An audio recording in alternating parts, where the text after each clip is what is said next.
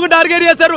మసీదులు ఉన్నాయి కదా, చర్చిలు ఉన్నాయి కదా, దర్గాలు ఉన్నాయి కదా, మీరు మదర్సాలు ఉన్నాయి కదా, ఎందుకు ఈ విధంగా దాడులు జరుగుతున్నాయి? గుళ్ళ పైన ఎందుకు జరుగుతున్నాయండి? ఈరోజు ప్రభుత్వ వైఫల్యం కప్పు పుచ్చుకోనికే వాడు పిచ్చోడని చెప్పేసి ఒక మాటను తీసుకొస్తున్నారు. ఎన్నిసార్లు అండి? హిందువులకు మనోభావాలు లేవా? ఇక్కడ జరిగినటువంటి వ్యక్తి గుర్తించారా? గతంలో ఎప్పుడైనా చూసారా? లేకుంటే ఆయన ఇక్కడనే షాప్ నిర్వహించేవాడు ఏంటి అనుకుంటున్నారు? ఎవరో మేడం, అందరూ ఇది భారతదేశము, భారతదేశాన్ని గతంలో దీన్ని సెక్యులర్ కంట్రీ చేసిర్రు. ఎవడైనా కానీ వీడు భారతీయుడు అని చెప్పిర్రు, అట్లనే నమ్ముకొనుకున్నాము. ఈరోజు గుడి ప్రాంగణంలోకి వచ్చి వాడు మలమూత్ర విసర్జన చేసిండండి. ఎవరిని ఏమని చెప్పుకోవాలి? వాడు భారతీయుడే కదా, ప్రభుత్వం చెప్పింది కదా అందరినీ కలుపుకపోవాలని చెప్పి. ఈరోజు ఒక మతస్థుడు వచ్చి ఈ విధంగా దాడి చేస్తుండు. ఎట్లా వల్ల ఏడ చేయాలి? ఎక్కడ కాపాడుకోవాలి? హిందువుల యొక్క బాధలని, మా యొక్క ఆ మనోవేదనని ఎవరికి చెప్పుకోవాలి? మేము రాష్ట్ర ప్రభుత్వం కూడా ఇప్పటిదాకా ప్రభుత్వ అధికారులు, కలెక్టర్ కానీ, ఆర్డీఓ కానీ ఇప్పటిదాకా సందర్శించగలగడం బాధాకరం. నిన్న రాత్రి నుంచి జరుగుతుంది. నిన్న 7:30-8 గంటల నుంచి నిర్విమారంగా భజనలు చేసుకుంటూ అమ్మవారికి అమ్మవారి నామాలు చేసుకుంటూ, పూజలు చేసుకుంటూ, జపాలు చేసుకుంటూ మేము ఉన్నాము.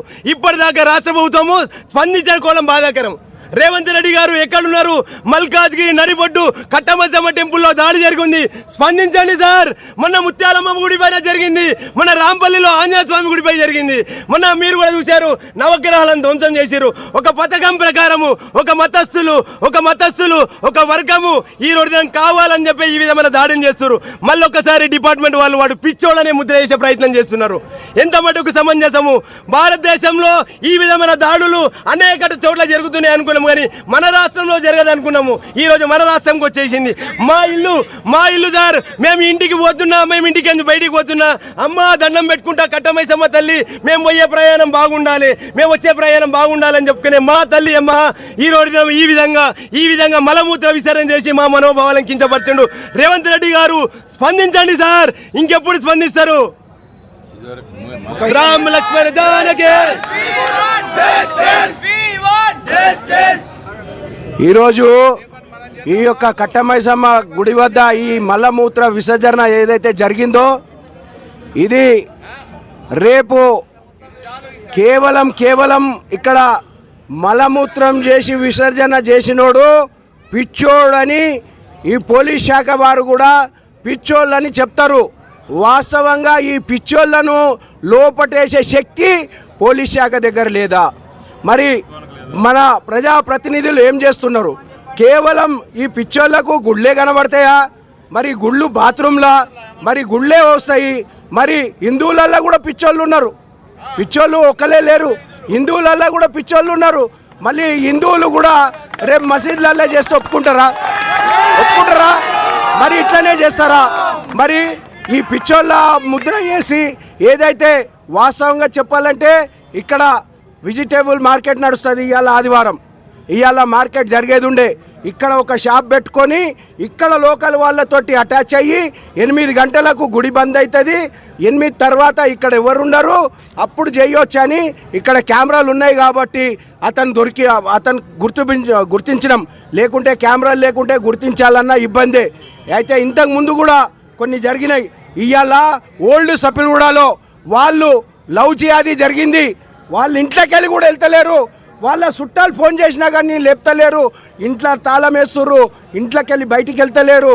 ఇవాళ కట్టమైసమ్మ గుడికాడ కాదు, ఇవాళ హిందువుల ఇండ్లల్లో జరుగుతున్నాయి. జాగో హిందూ దేశ్ కే బంధు.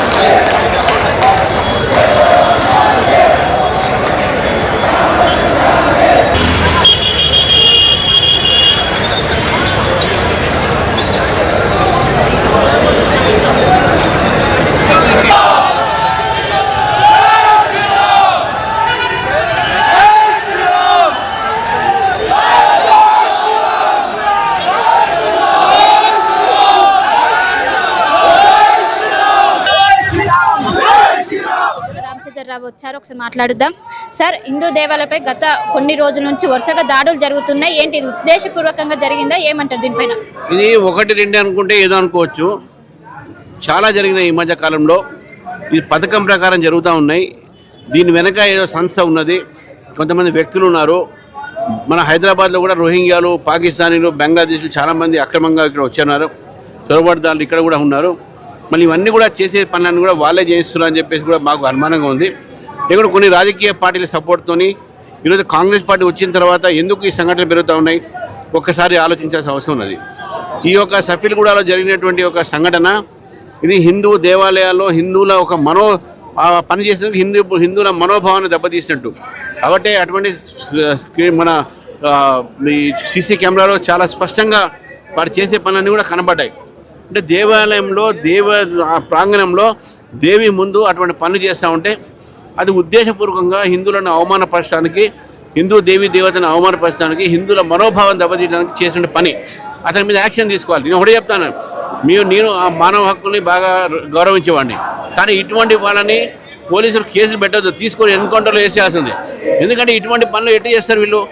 ఎంత ఒకటైంది, ముత్యాలమ్మ కూడా అయింది, కీసరలో ఆనంద్ చేసే కూడా అయింది, జూబ్లీస్ అయింది.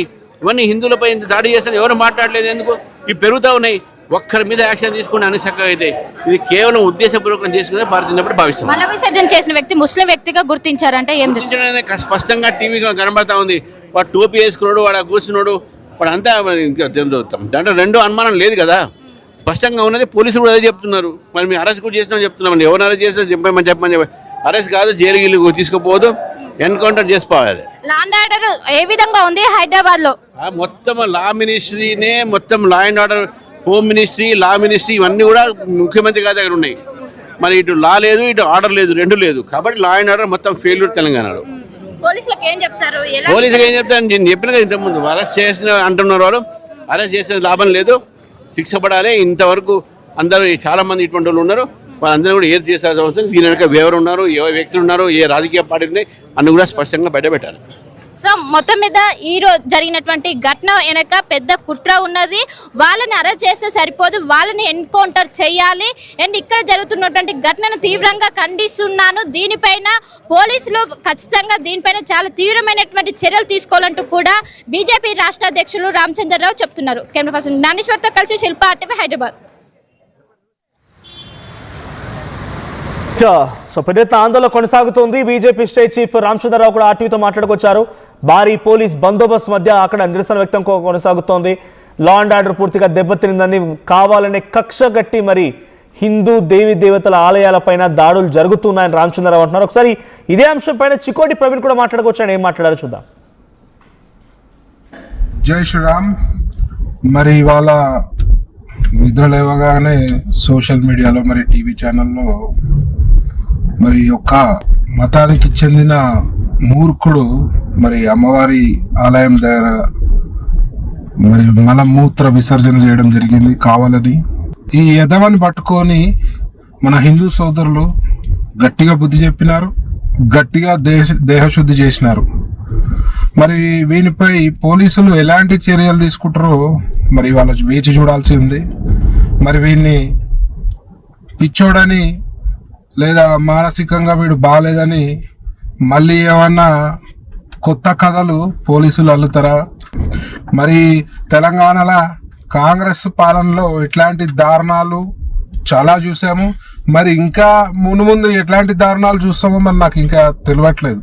మరి ఇలాంటి సంఘటనలు కాకుండా మరి కాంగ్రెస్ ప్రభుత్వ హయాంలో పనిచేసే పోలీసులు మరి హిందూ సోదరులకు ఎలాంటి హామీ ఇస్తారని చెప్పి నేను ప్రశ్నిస్తున్నా. ముఖ్యంగా ఈ రాష్ట్రానికి హోంమంత్రి లేడు. మరి హోంమంత్రి సమీక్ష చేయాల్సిన అవసరం ఉన్న తరుణంలో మరి హోంమంత్రి లేడు. మరి రేవంత్ రెడ్డి గారు దీనిపై ఎలా స్పందిస్తారు? మరి మీరు కూడా హిందువే కదా, మరి హిందువుల మనోభావాలని రకరకాలుగా కించపరుస్తుంటే మరి మీరు దీన్ని ఎలా ఎదుర్కొంటారు? మరి హిందువులు మీకు ఓటేయలేదా? మరి హిందుత్వము మీకు అంటపట్టరాదా అని చెప్పి ప్రశ్నిస్తున్నా.